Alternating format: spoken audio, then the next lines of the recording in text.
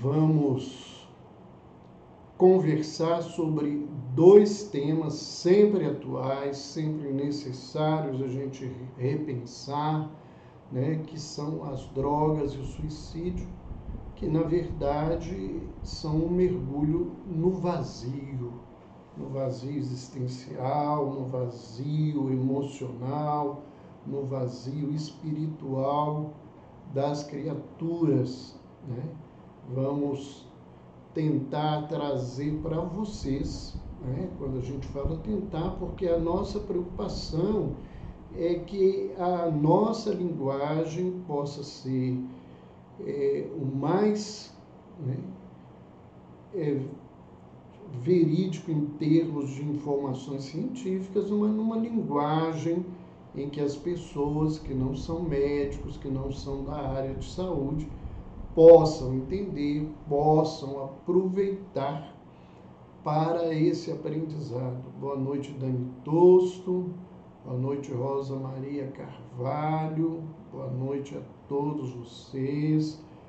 Devaran Deva.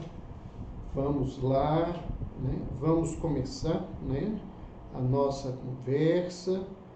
A Silvia chegou aí, a Maria Amélia Roque, boa noite. Esse pessoal que já está aí nos acompanhando há algum tempo, aqueles que estão nos conhecendo hoje, para aqueles que não me conhecem, né? Eu sou médico especializado em psiquiatria, trabalho no Instituto de Assistência Psíquica Renascimento, em Belo Horizonte, onde eu exerço a psiquiatria clínica e trabalho como psicoterapeuta, né, desde a fundação do Instituto, né, que nós fizemos parte da fundação em 1988, e atualmente eu sou o coordenador do internato rural, ou internato de saúde mental, desculpa, da Faculdade de Ciências Médicas, né, no curso de Medicina, junto ao Hospital Espírita André Luiz, aqui em Belo Horizonte, que é uma referência em saúde mental. E tem um trabalho, inclusive, voltado à dependência química, muito excelente, né, o que é o CETAS, que é o Centro de Terapias e Assistência Social, que é um hospital dia que funciona de segunda a sexta, recebendo dependentes químicos masculinos para um tratamento voluntário, né, que dura de 6 a 9 meses. Mas vamos começar a nossa conversa, né, lembrando primeiramente um conceito importante que é dependência, né? E que a dependência ela não tem a ver só com a dependência química. A dependência é um impulso que leva a pessoa a usar uma droga, a usar outras substâncias, como, por exemplo, a compulsão alimentar, né? É um quadro de dependência. Pode ser levar a pessoa a ficar dependente de situações, trabalhos, exercícios físicos, desculpem, as dependências emocionais, né? A dependência sexual, né? Tem pessoas viciadas em sexo. Nós temos as dependências de atitudes morais, pessoas viciadas na maledicência, no roubo patológico. E isso é de forma contínua, ou sempre, ou periódica, né? Frequentemente, para obter prazer e para fugir do seu desprazer. Então, essas são observações importantes para a gente entender que a dependência é mais do que só a dependência química. Mas a dependência química, que é o que nós vamos nos ocupar a falar um pouco mais, né? E refletir sobre o tema, né? Nós não vamos dar uma aula sobre a dependência química no sentido de falar sobre os tipos de drogas, efeitos. Comumente, muitas pessoas, né, buscam, nós podemos falar disso em outro momento, nós podemos procurar essas informações, mas nós vamos falar da dependência química nesse sentido de reflexão, né? Nessa questão de ser um mergulho no vazio, né? A dependência química é um padrão de uso disfuncional de uma substância que resulte em desconforto ou comprometimento clinicamente significativo.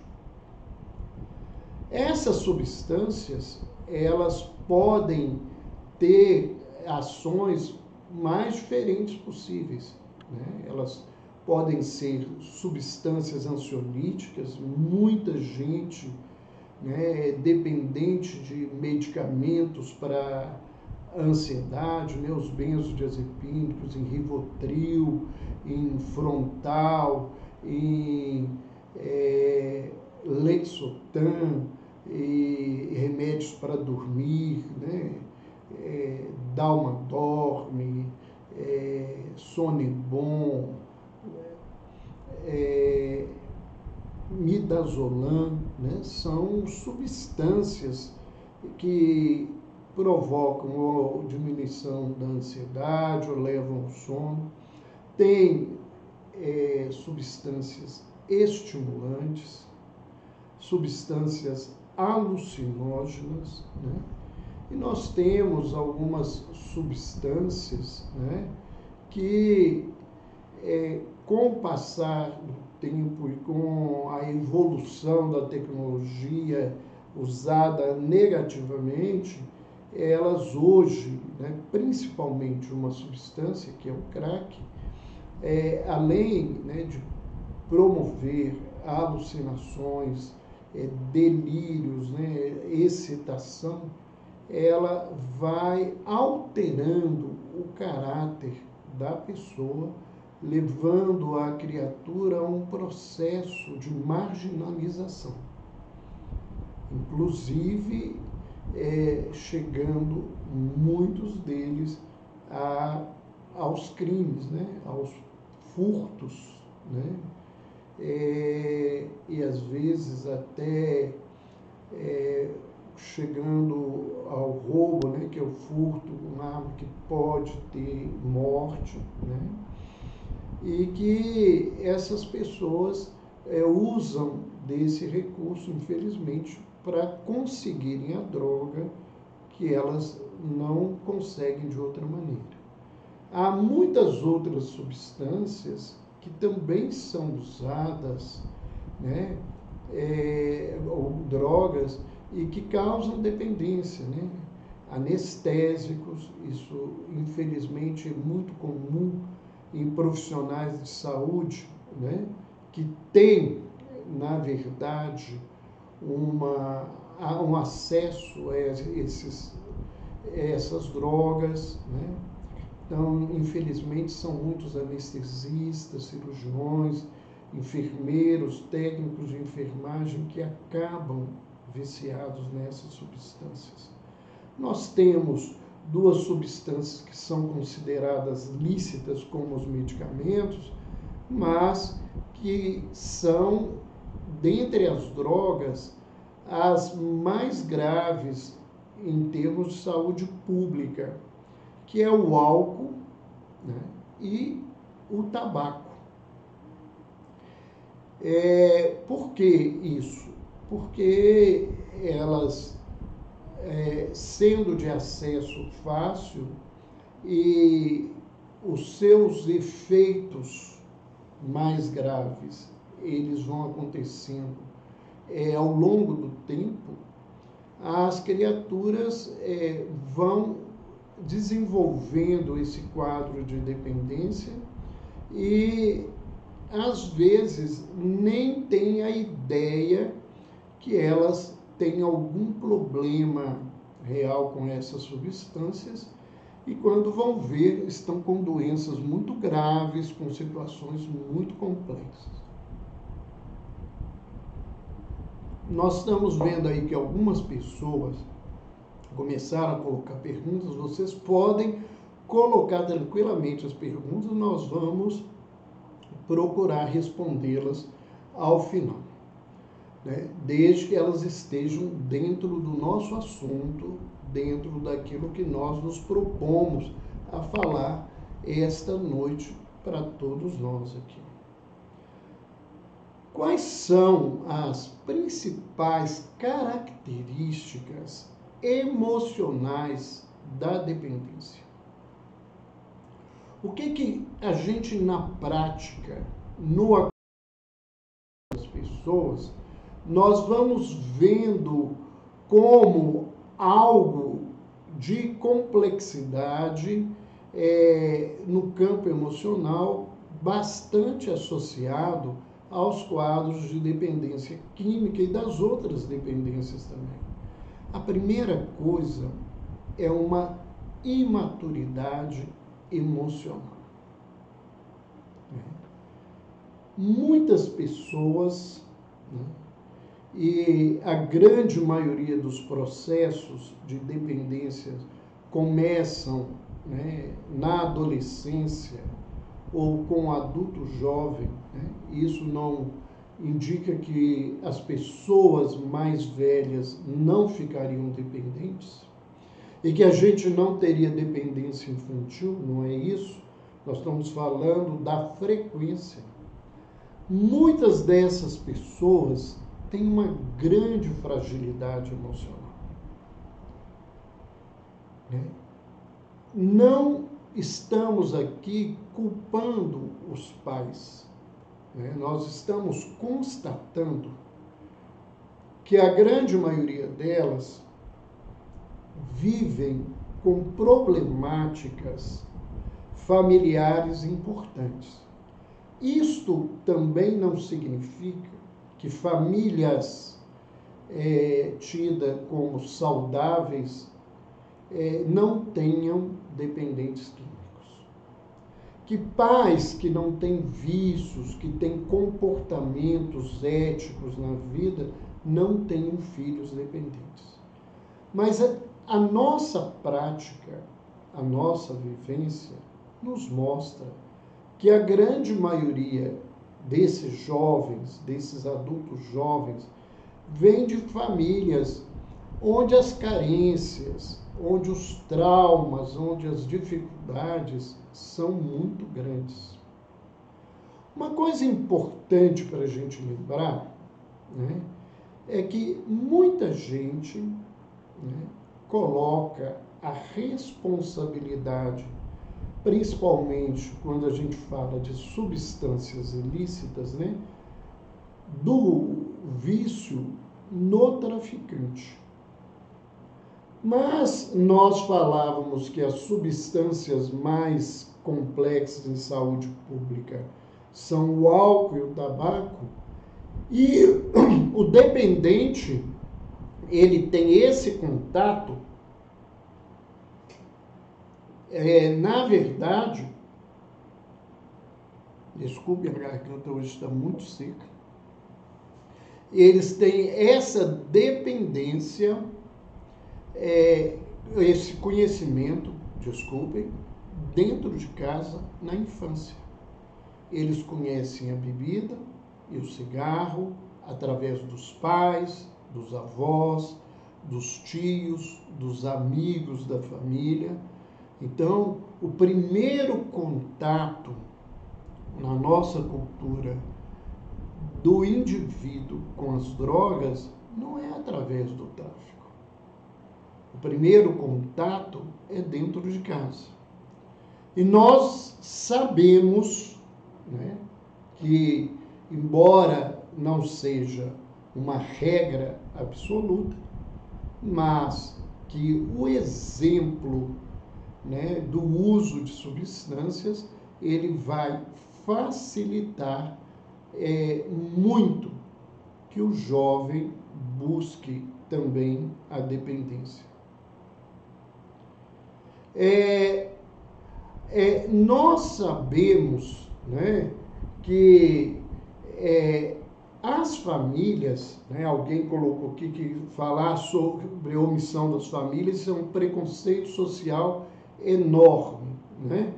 Eu não entendi o que Karine quis dizer. Se as pessoas têm preconceito de dizer isso, ou isso seria um preconceito. Na verdade, a gente que trabalha sabe, né, que não é uma questão nem só de omissão, né? Muitas famílias, a ação, né, das famílias, elas às vezes, inclusive, é negativa. Né? São pais que levam os filhos a fumar, são pais que dão cerveja a crianças muito pequenas, né? Esse comportamento é extremamente complexo. Né? É extremamente complexo. Né?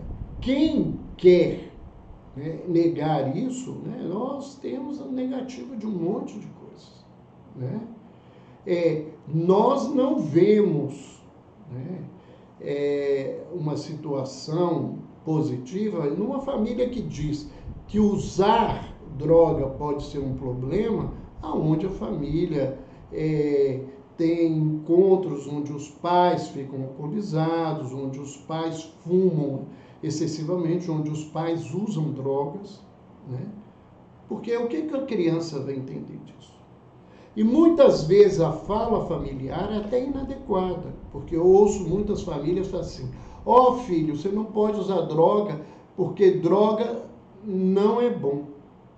E isso também não é uma verdade, porque as pessoas tornam a usar a droga porque os efeitos das drogas é prazeroso na vida da criatura. Então, o que nós encontramos na verdade, o que nós observamos no tempo todo, né, é esse grande problema. Né? E essa imaturidade familiar, né, que vem da própria estrutura da família, né, esse processo, ele não tem influenciado só na dependência. Nós vamos ver que algumas alterações que a gente avalia e reflete aqui, elas têm a ver com posturas dos jovens que estão buscando suicídio antes dos 16 anos de idade. Né? Com uma imaturidade familiar, né? Com uma postura familiar. Né? Quem quiser dizer que não tem omissão na educação dos filhos na nossa sociedade, está negando a realidade social. Né? Tem-se feito um caminho para que a educação seja da escola. A escola não é responsável pelo processo de educação. Quem é responsável pelo processo de educação é a família. A escola é responsável pelo processo de instrução. Ela pode ser auxiliar na educação.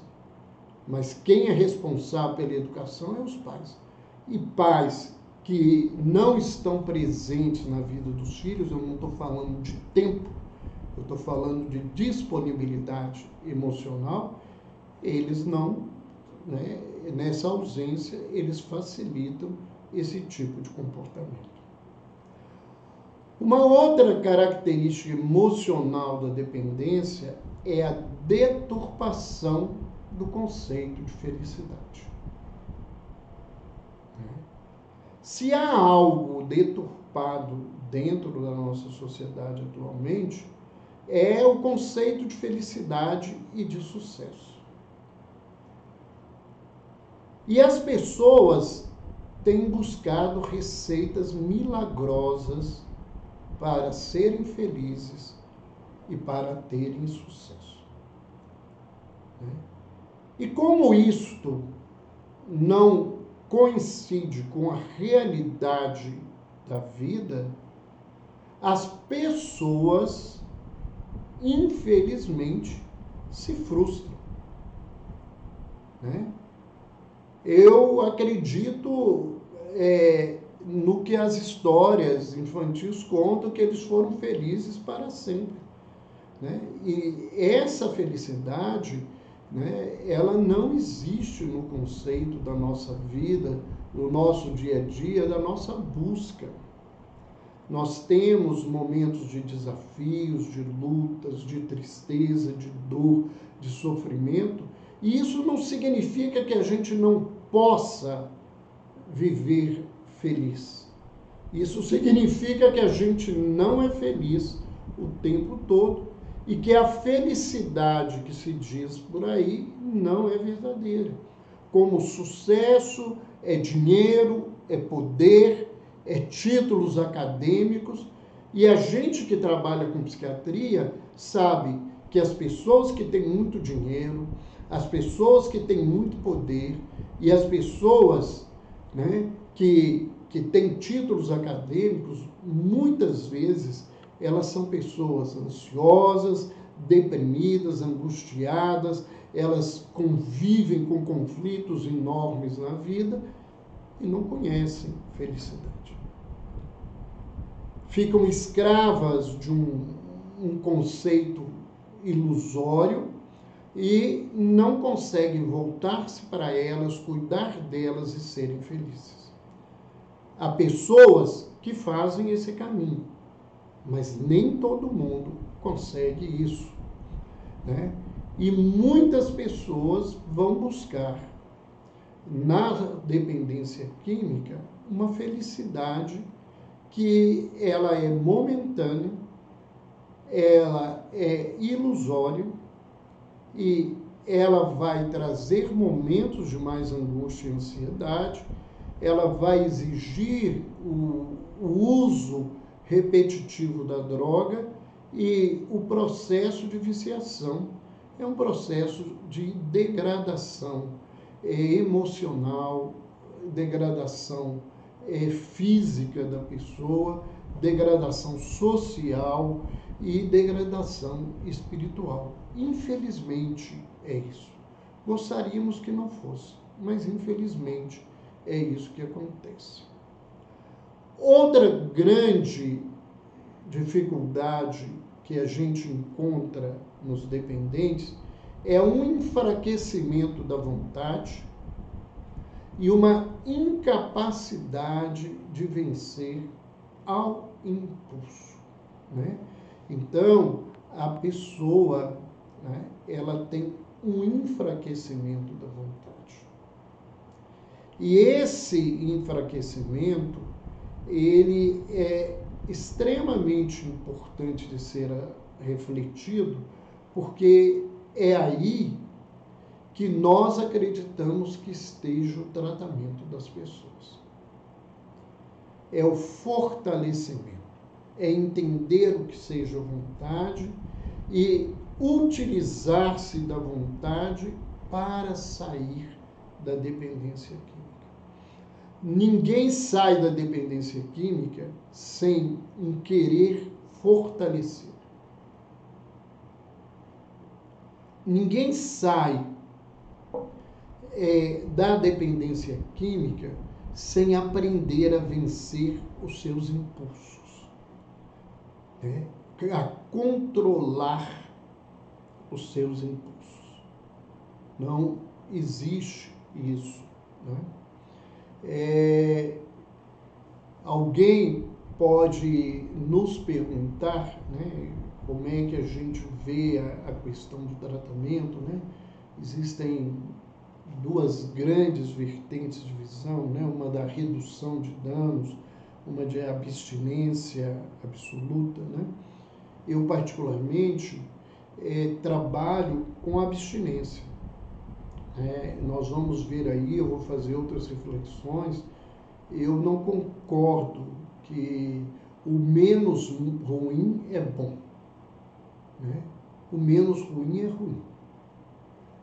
Nós precisamos parar de ficar maquiando o que nós fazemos para segurar paciente, para segurar a estatística governamental de tratamento de dependência química, segurar leituras, sejam quais elas, dentro desse processo. Né? A pessoa que escolhe esse lugar vai trabalhar nesse lugar. Dentro da minha visão, dentro da minha abordagem, eu busco trabalhar nesse contexto. Né? E é essa observação em que eu vejo que as pessoas conseguem vencer. Todo mundo que fica na redução de dano, uma hora ela volta a aumentar essa coisa e o número de recaídas é muito grande. Embora a recaída é algo natural do processo de dependência química. Nós também vemos, né, e isto é dentro de uma visão espiritual, que essas pessoas substituíram um poder superior por uma substância. Né? Elas deixam de buscar, né, uma divindade do ponto de vista espiritual, uma divindade de uma substância que daria a ela, né, essa felicidade plena e que aos poucos se transforma, na verdade, numa infelicidade grande na sua caminhada. Outra questão muito importante, né, da dependência em geral e presente na dependência química é uma falta de perspectiva de algo nobre, ou seja, uma falta de sentido da vida. Né? Por inúmeras questões que precisam ser trabalhadas dentro de um processo terapêutico, dentro de um acolhimento psicológico, ou médico, ou espiritual, essas pessoas, elas perdem um sentido da vida. E veem o sentido na vida, né, na questão da droga. O indivíduo que está dependente, ele abandona todas as questões ao redor e a única importância que tem na vida é a possibilidade de usar a droga. Então ele troca a si mesmo, ele troca a família, ele troca o trabalho, ele troca a dignidade social, ele troca tudo para usar a droga. Ele abandona a família, amigos, convive só com quem convive com a droga. É o alcoólatra que só vai a uma festa se tiver bebida alcoólica. Né? Pode ser do melhor amigo, pode ser do sobrinho, do filho, do afilhado. Se é uma festa em que não tiver bebida, ele não vai, porque ele não vai pelas pessoas, ele não vai para participar, ele vai para beber. Né? A perspectiva da vida dele é essa. Né? Gente que trabalha em hospital e aqueles que estão me seguindo, né? Eu estou vendo aí muitas pessoas que entraram, que estão nos seguindo a partir de hoje, né? Eu tive a oportunidade de trabalhar 39 anos no hospital psiquiátrico, que é o Hospital Espírita André Luiz, né? Onde nós atendemos dependentes químicos. Nesse período todo, né? Nós vimos crescendo o uso do crack, né? Quando eu comecei a trabalhar, a gente não tinha internações de pacientes por crack, isso foi surgindo posteriormente, um monte dessas drogas sintéticas que vão sendo aperfeiçoadas, esse tipo de maconha, né, transgênica, que aumenta os efeitos da droga e faz com que a dependência aumente muito nesse contexto. Então, a gente sabe o quanto que isso é difícil. E mais do que isso, né? Além do dependente químico, nós vemos familiares e entes queridos se transformarem em codependentes. A codependência são padrões comportamentais que afetam significativamente as pessoas diante de um vínculo emocional que é dependente, né? Então, são familiares e entes queridos que adoecem pelo adoecimento daquela pessoa a quem eles têm um grande vínculo. Então, essas pessoas, elas têm algumas características que quem trabalha nessa área conhece muito bem. Uma delas é a facilitação, né? Eles acabam facilitando o uso das drogas. Eu me lembro de um paciente que foi internado no hospital e que a mãe foi encontrada levando droga e ela, ao ser descoberta, ela foi levada à diretoria e ela disse a um dos diretores que ela fazia aquilo porque para ele se tratar, para ele ficar internado. Olha como é que é uma coisa totalmente sem lógica, né? Nós vemos uma situação bem marcante na codependência, que é a falta de disposição de aceitar a doença, né? A pessoa, às vezes, até estudou muito, mas ela não aceita a condição de que a dependência, ela precisa da vontade do outro para ser tratado. O outro tem que querer ser ajudado, porque senão nós não temos condições de ajudar, né? Ele não aceita esse lugar, essa situação. Eles carregam sentimentos de culpa muito grandes. Isso é uma marca, né? Os pais, as esposas, os irmãos, os filhos que chegam, a primeira coisa que eles perguntam para a gente é assim: doutor, o que a gente fez para que ele estivesse nesse lugar? É um sentimento enorme de culpa, né? E quando nós falamos da questão da omissão, da coisa, nós não estamos no nosso trabalho para ficar fazendo acusações das pessoas. A gente tem constatações da nossa observação que são trabalhadas com a família de uma forma que não seja ofensiva, agressiva, que piore a culpa, que piore a ansiedade, piore a depressão, mas que a família possa se observar nesse lugar, né? É muito comum eles negarem essa situação. Ele consegue, ele para, ele faz a coisa, o que não acontece, o que os outros familiares não veem, né? Eles perdem todo o controle.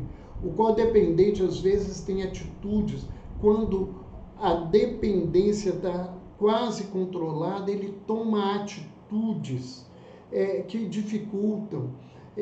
A descrença que o indivíduo vai melhorar, a ameaça que ele está usando drogas sem ele saber que isso está acontecendo verdadeiramente, que vai minando o processo. O indivíduo fala assim: já que eles não acreditam em mim, ela não acredita em mim, eu vou voltar para isso, eu vou voltar para essa situação.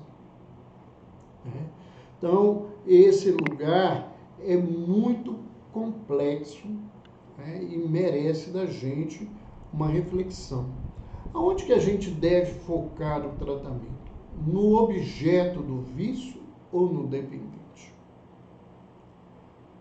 Muitas pessoas leigas, desinformadas ou se posicionam de uma forma simplista, acham que se acabar com o tráfico, né, se queimar a cocaína na Colômbia, no Peru, na Venezuela, toda essa região da Amazônia, que vai acabar a droga. Não vai acabar. Eu falo que se o problema do dependente fosse o objeto do vício, eu tenho uma solução. Lógico, fácil. Vamos levar a pessoa para o Polo Norte, prender ela dentro de um iglu, dar comida para ela, roupa, tudo adequado que ela precisar, e não dá bebida, não dá cigarro, não dá cocaína, maconha, não dá LSD, não dá chá de cogumelo, nada disso. E a pessoa parava a dependência. Isso não é verdade. O foco do tratamento tem que ser o dependente, né? E lembrar para todos nós, né, que as opções de tratamento, elas não existe uma intervenção única. Deve haver várias abordagens associadas e de acordo com o estágio de aceitação do dependente. Isso são as informações que a gente colhe do ponto de vista científico, né? Então, quando eu levanto que eu defendo uma forma de trabalho, né, e outras pessoas defendem, não estou dizendo que elas estão erradas, eu estou falando que é a visão delas e a minha visão, e muitos dependentes vão escolher a visão dela e ficar naquele lugar né, da redução de danos, porque isso atende à busca que ele está fazendo naquele momento, da busca da família. Só que a gente tem que ter clareza e clarear isso para as famílias, para elas poderem fazer essa escolha, né? Eu acho que ninguém é obrigado a tratar conosco, né? A gente deve ter essa clareza, né? Eu tenho isso, eu não sou dono da verdade, né? Eu vejo muitas pessoas na minha área se colocar, se posicionar, dizer coisas como se a gente soubesse tudo sobre todas as coisas, e a gente não sabe, né? E às vezes nós mesmos falamos coisas que depois, reestudando e recaminhando, a gente vê que aquilo não era uma verdade. Era uma abordagem que tinha se levantado, mas que as provas científicas, as evidências clínicas não mostraram que aquilo seja verdade. E a gente tem que ter humildade de reconhecer isso, de refazer esse caminho na nossa tarefa, né? E não querer nos colocar que nós somos os donos da verdade. Quais são os tipos de tratamento, né? O professor Paulo Dalgalarrondo, da Universidade de Campinas, ele fala para a gente, né, que existem diversos tipos de tratamento. Tem o trabalho de acolhimento, tem a intervenção médica, temos as psicoterapias, a intervenção social, a intervenção ocupacional, e temos também as intervenções espirituais, os grupos de alta ajuda e a espiritualidade, que necessariamente não é uma religião, né, mas é uma postura ético-moral voltada, né, para o bem, para o belo, para a harmonia das coisas. Então, essas intervenções, o que seria de grande importância que elas fossem usadas ao mesmo tempo, né, em conjunto, né, num trabalho multidisciplinar, para atender essa situação, que é uma situação de muito desafio. Vamos rapidamente, antes de falar de suicídio, de trazer umas reflexões importantes sobre prevenção, né? Primeiro, uma educação baseada em coerência, em constância, em consequência na atitude dos pais. Isso não sou eu que estou falando. Isso são os principais estudiosos que dizem isso, né? Então, criança e jovem deve sentir que família vem em primeiro lugar. Como é que criança e jovem vai sentir que família vem em primeiro lugar se pai e mãe se ocupam com tudo de menos com elas?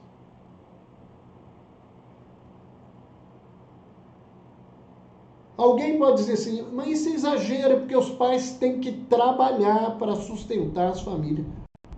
Questionando isso. E o tempo que não está aí? Né? Eu estou falando do lugar que eu vejo. Né? Quando você pergunta, quando eu atendo adolescentes, quando eu atendo dependentes químicos, eu vou procurar essa situação, esse jovem nesse lugar. O pai e a mãe têm atividades esportivas, encontro com amigos, amigas, happy hour, jantar, um monte de coisa. E o filho fica com a babá, com a vovó, com o vovô, com a empregada, com a televisão, com o computador, com o celular. Mas ele não tem família. Como é que ele vai achar que a família está em primeiro lugar se os pais não demonstram que a família está em primeiro lugar?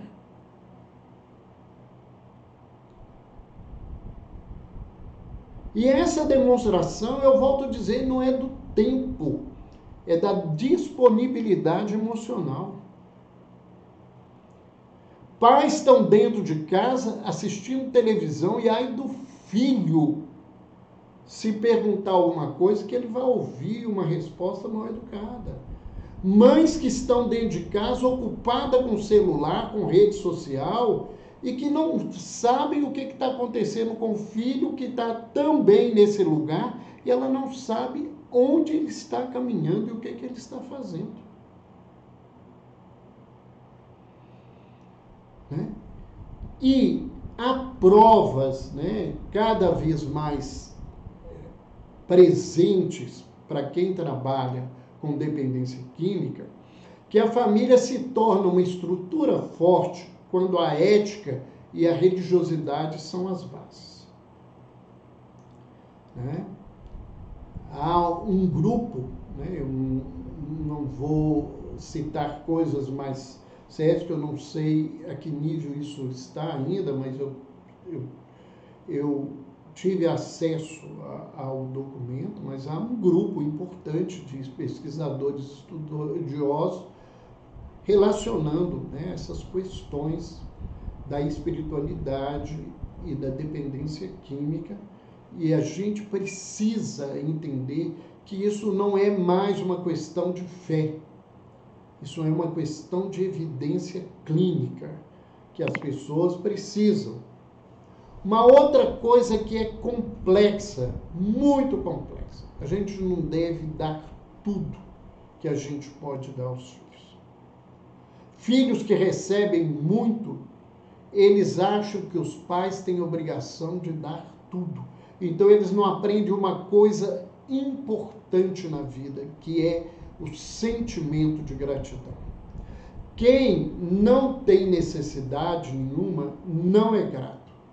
A gratidão a gente aprende na falta. A gratidão a gente aprende quando a gente passa fome. Muitos de nós não sabemos o que é fome. Né? Eu, graças a Deus, nessa encarnação, eu nunca passei fome. Né?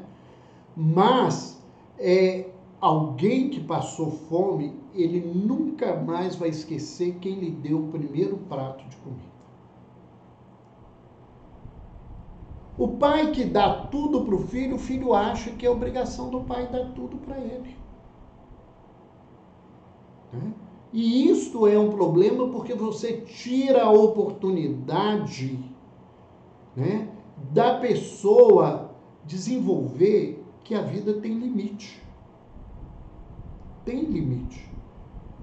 Né? Nós tivemos a preocupação a vida inteira de observar isso na educação dos nossos filhos. Né? A gente criou os filhos e eu nunca ouvi os filhos me dirigirem pedindo alguma coisa que fosse de marca porque era famoso, porque os colegas tinham ou não tinham essa situação. Porque eles não aprenderam isso. Né? Embora a condição, né, à medida que foram passando os anos, né, nós, quando nos casamos, não tínhamos uma situação financeira nenhuma especial, né? A gente passou por situações bastante complexas para chegar ao estado que nós vivemos hoje, né? E eu não sou ninguém rico, porque rico, dizem que é rico é quem não precisa trabalhar, e eu preciso trabalhar e não gostaria de ser rico se for essa definição, né? Porque eu acho que a coisa mais importante da vida é a gente ter força e poder trabalhar, principalmente trabalhar no que gosta, como eu trabalho com aquilo que eu gosto. Mas a gente aprendeu, né, a fazer isso para que eles aprendessem que a vida tem limite. A gente tem que desenvolver disciplina, porque disciplina é que leva o indivíduo a ter responsabilidade e capacidade de liberdade. Né? A criança, ela tem que aprender desde pequeno a respeitar os pais como seres humanos, a respeitar os pais como diz a constelação familiar, né? Porque na ordem, né, os pais vieram primeiro. Né? E respeitar não é ter medo, né? Respeito é algo afetivo, né? E aprender que a gente não adianta defender quem não se protege. Se você tem um filho nessa situação, você não vai conseguir caminhar de uma maneira diferente. Falando agora um pouco sobre o suicídio, né, vamos lembrar uma frase, né, de um filósofo de língua francesa, né, ele não é francês, né, ele é de língua francesa, se não me engano ele é um marroquino, que é Albert Camus. Albert Camus, ele diz que não há senão um problema filosófico verdadeiramente sério, é o suicídio. Julgar se a vida vale ou não vale a pena de ser vivida é responder à questão fundamental da filosofia. Quando nós falamos de suicídio, nós deparamos com essa questão. A vida vale a pena ser vivida ou não? E de conformidade com a leitura que a pessoa tenha, e essa leitura pode estar envolvida nas suas questões culturais, nas suas questões emocionais, na sua questão espiritual, né, nas suas crenças espirituais na vida, né, ela pode te responder que seja sim ou não.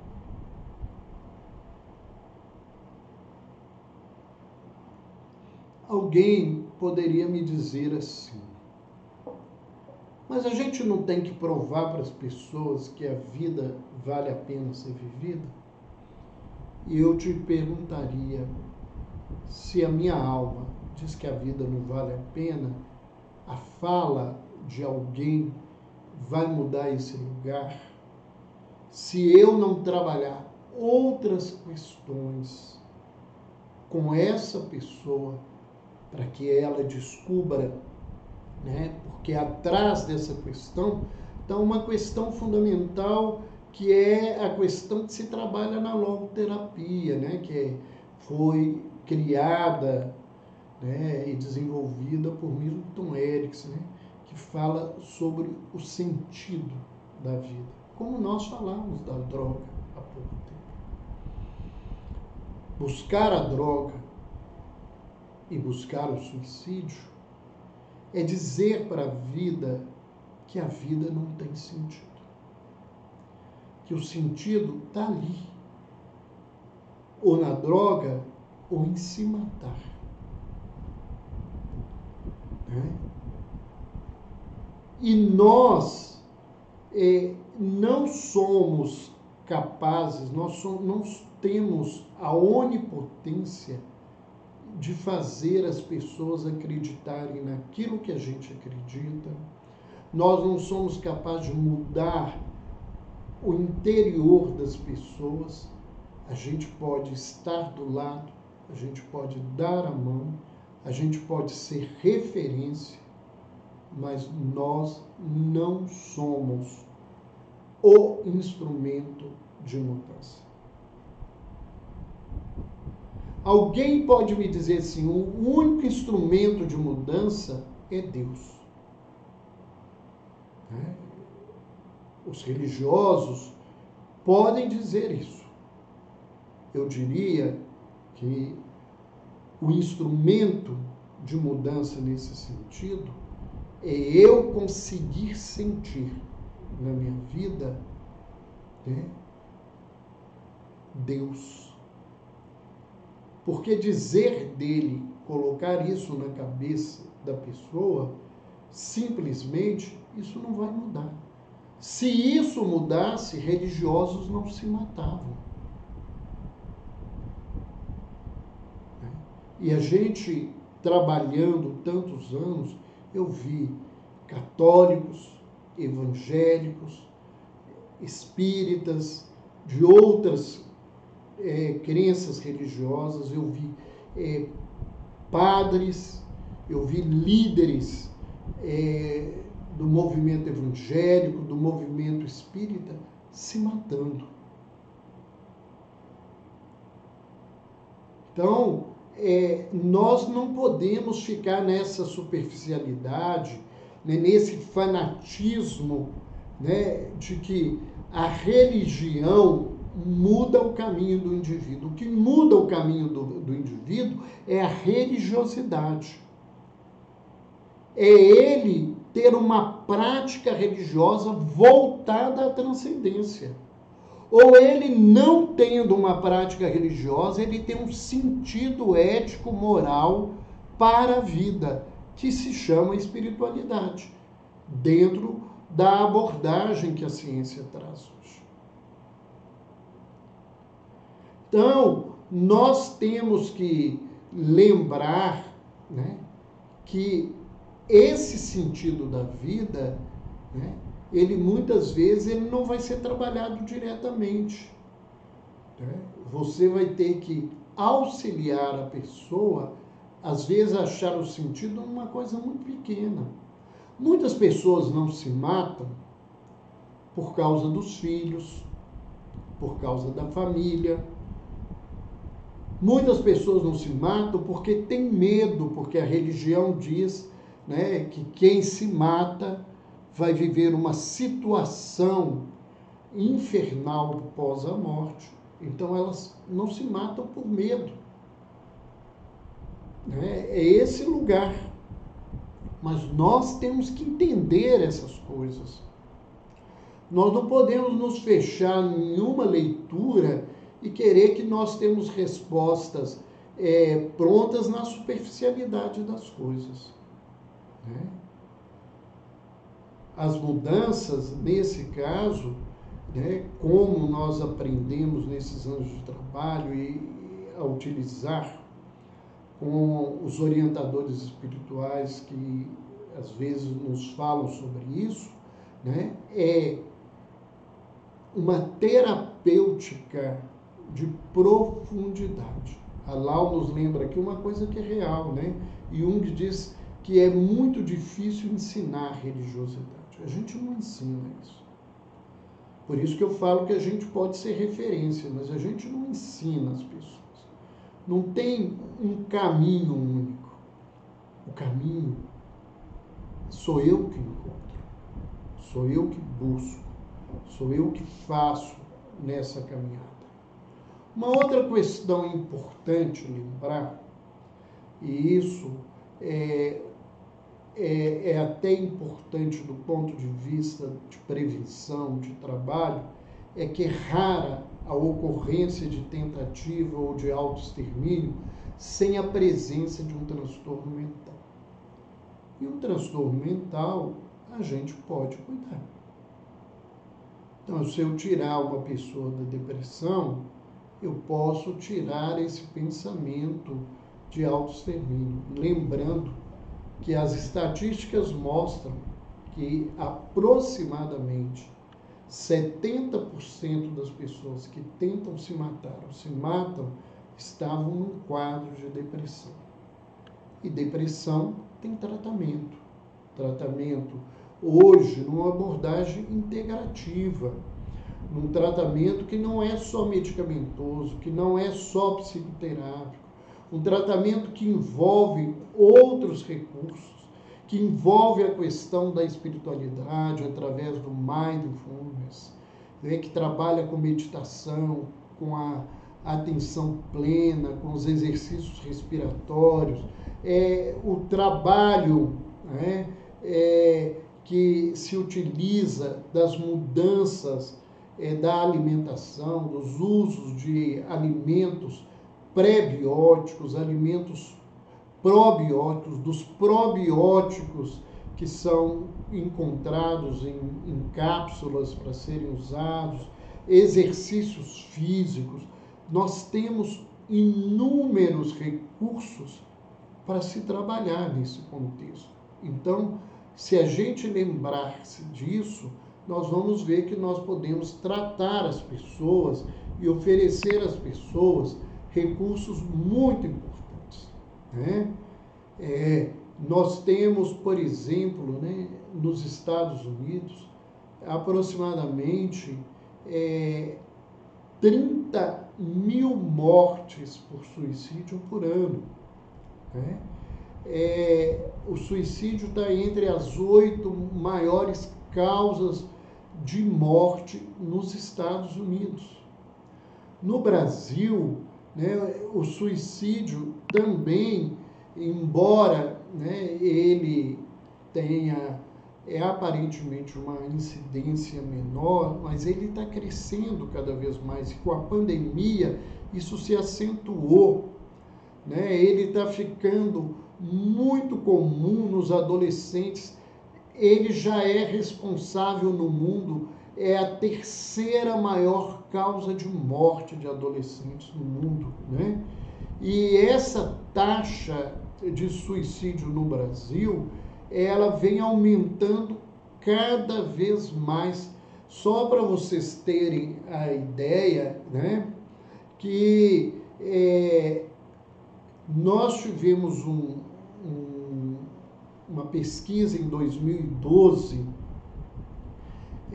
publicada na Psiquiatria Hoje, que dizia, né, que entre 2000 e 2008, 43 crianças teriam se matado e 730 jovens.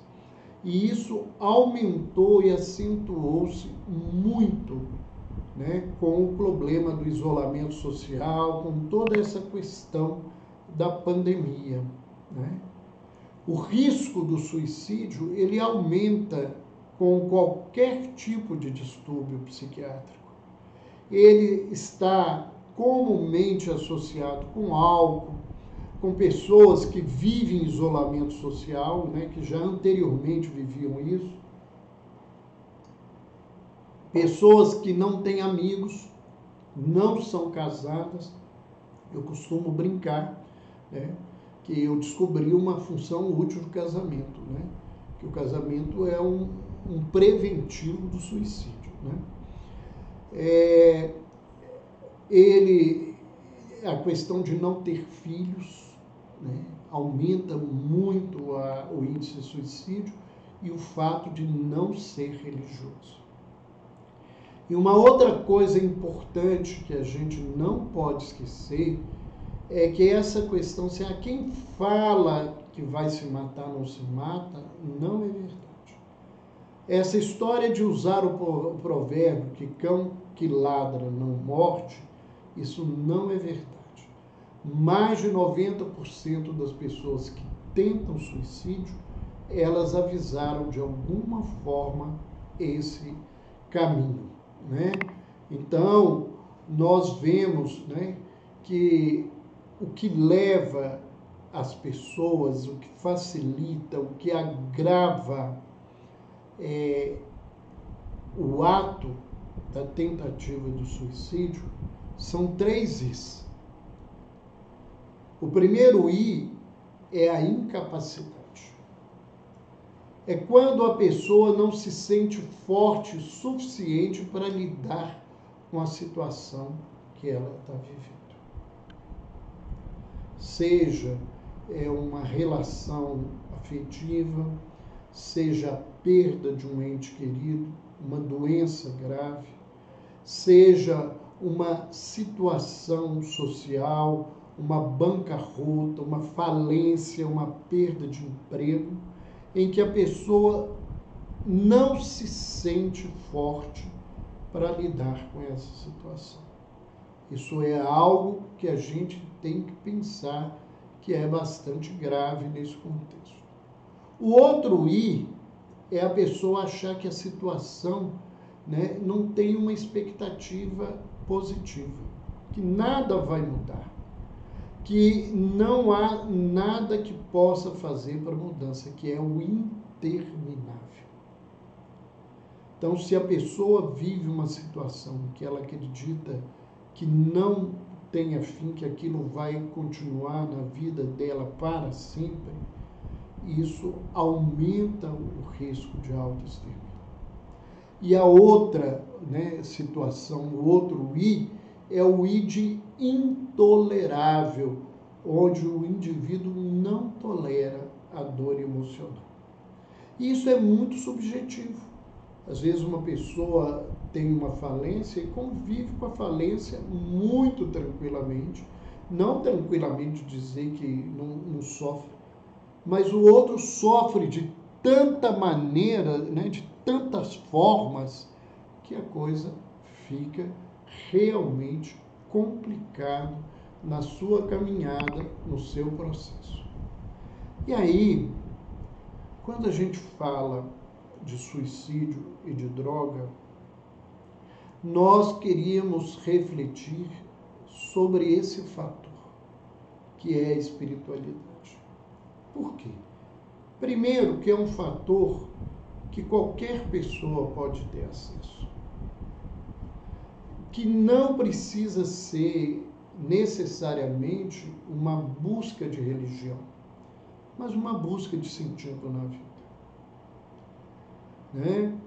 Há vários trabalhos desde o século passado, várias pesquisas mostrando que a religiosidade ela é importante na prevenção do suicídio.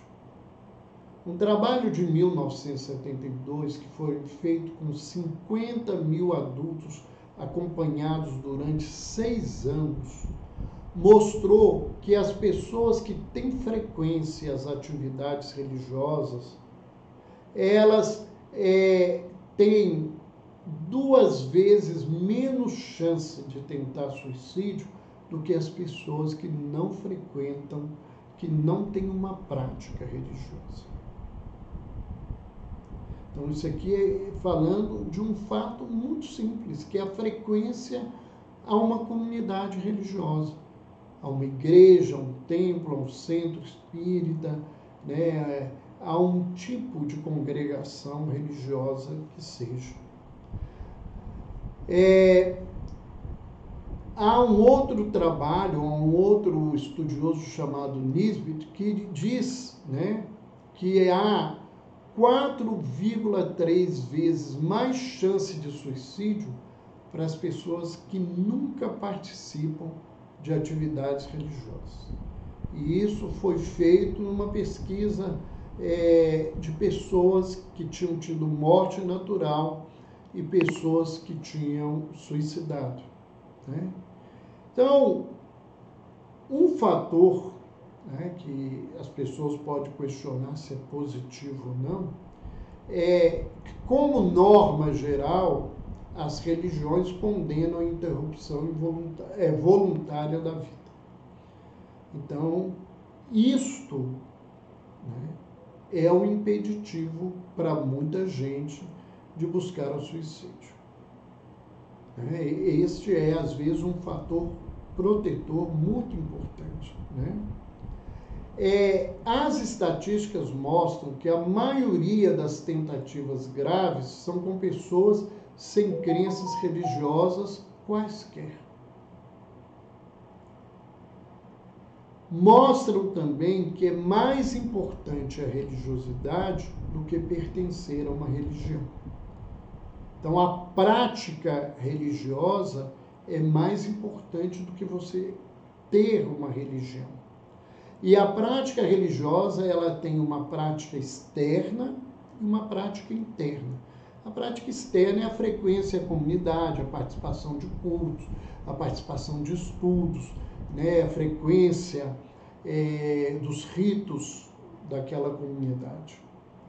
A prática intrínseca é a oração, é a meditação, é a leitura, né, religiosa com reflexão, é uma postura de busca de melhoria interna, né? Isso é mais importante, né?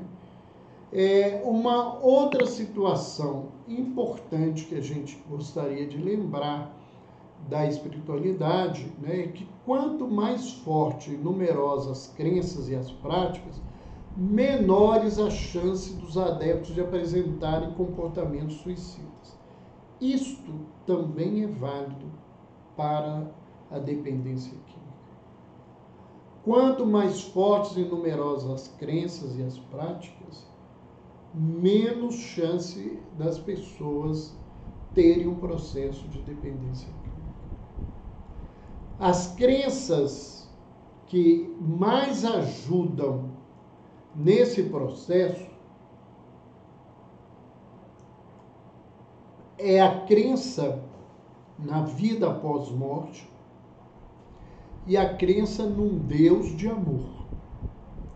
A crença num Deus que causa temor, um Deus que castiga, um Deus que às vezes ela aumenta a ansiedade, ela pode agravar a culpa, agravar a depressão e às vezes não ajuda as criaturas, né?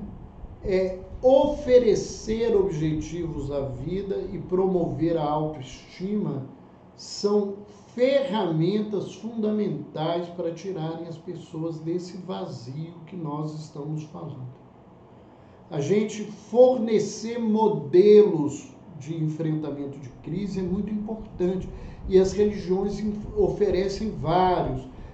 O encontro dentro do culto, os ritos que levam à mudança de vibração, de padrão emocional, a oração, a meditação, o trabalho de beneficência, todos esses recursos, a leitura edificante, tudo isto são modelos de enfrentamento que ajudam muitas pessoas, né?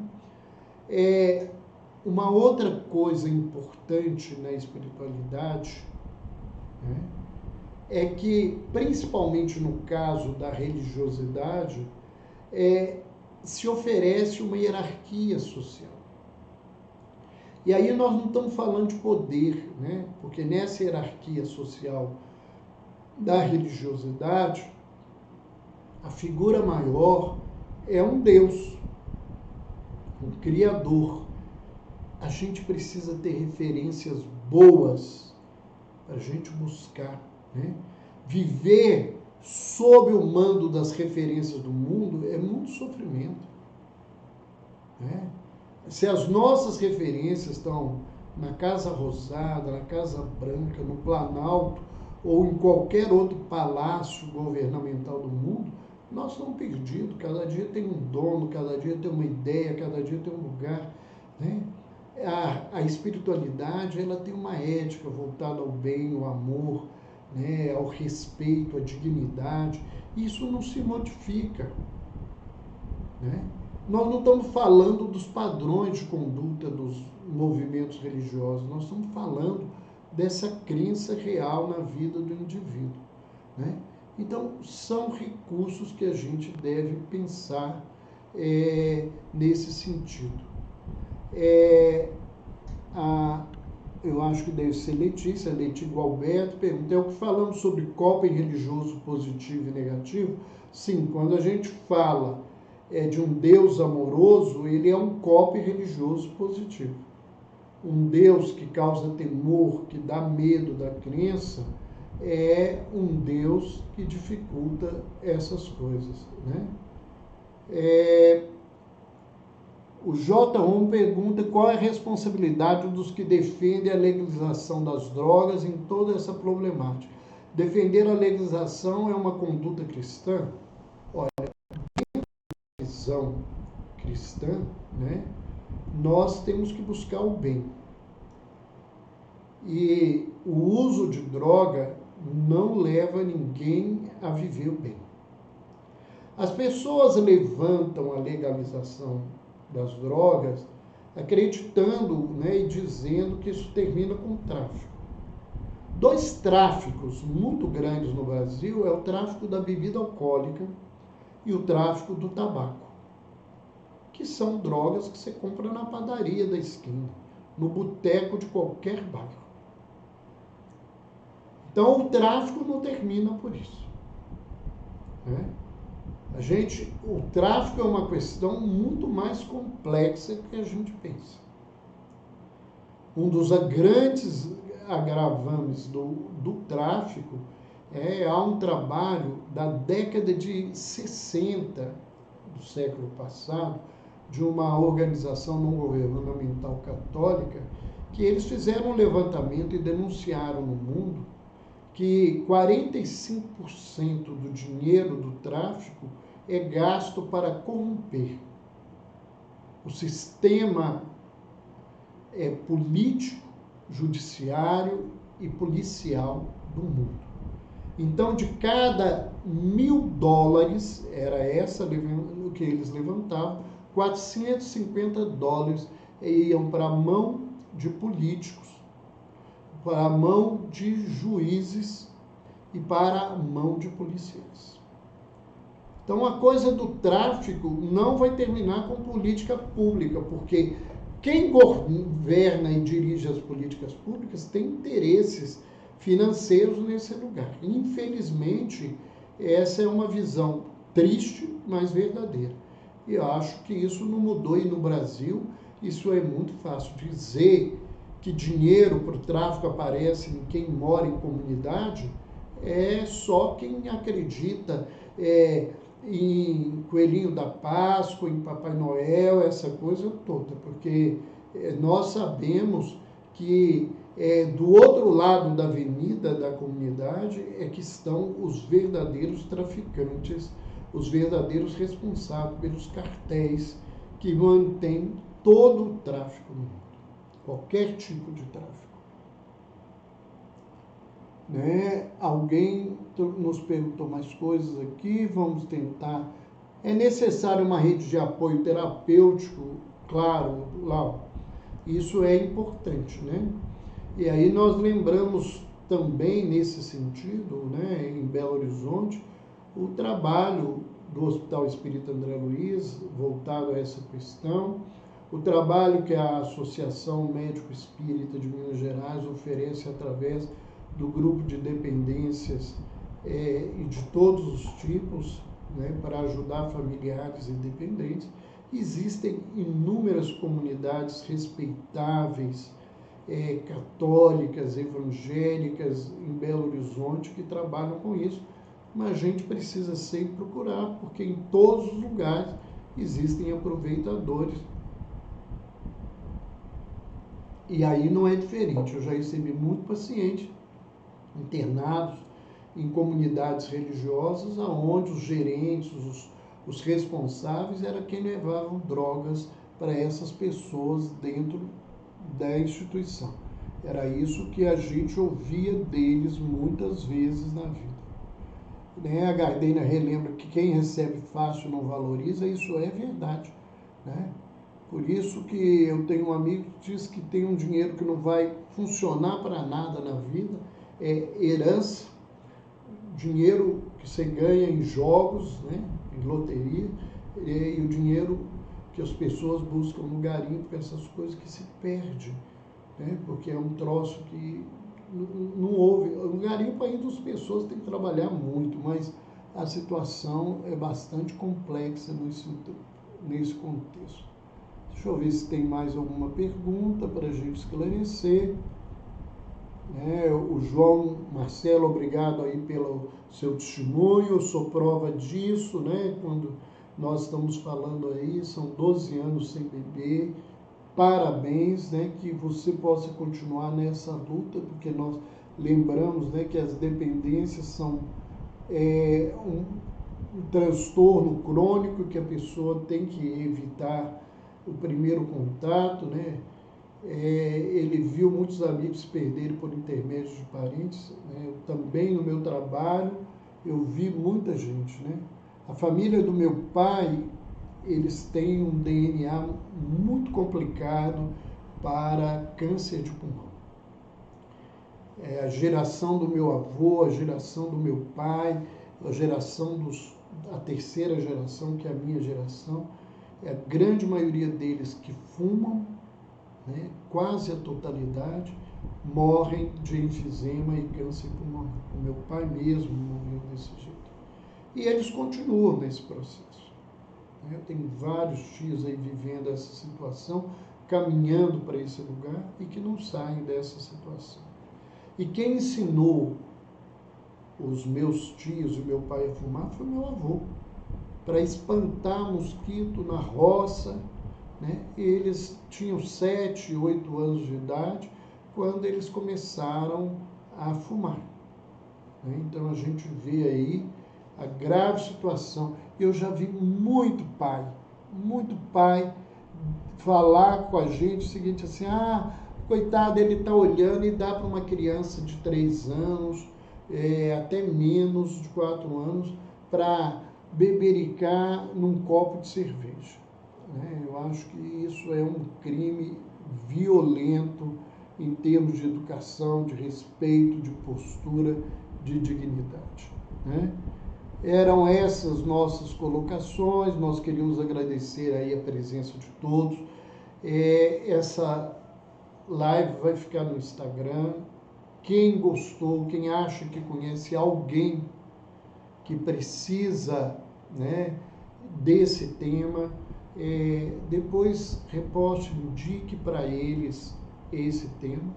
Ele em breve vai para o YouTube. Eu queria convidar vocês a conhecer o nosso canal, né, o canal de Saúde Mental e Espiritualidade no YouTube, né, o dr. Lúcio, né, meu canal no YouTube, onde nós temos aí já uma série grande de palestras que nós fizemos, de participação de congressos, entrevistas, muitas falando sobre dependência química, sobre suicídio, sobre doenças mentais, sobre a visão espírita também. Então, aqueles que quiserem podem visitar o nosso canal, assistirem, se gostarem, marquem, né, se inscrevam para terem notificação que todas as semanas a nossa equipe tem colocado mais um vídeo, buscado, né, editar mais um trabalho para vocês poderem aproveitar. Muito obrigado. Lembramos o nosso encontro da semana que vem, a terça-feira, né, que nós possamos estar aqui reunidos. Boa noite para todo mundo, boa noite para esses corações queridos, boa noite para vocês que têm se tornado cada vez nossos companheiros, né, que adentram a minha casa toda terça-feira para nos escutar. Um beijo no coração e até mais.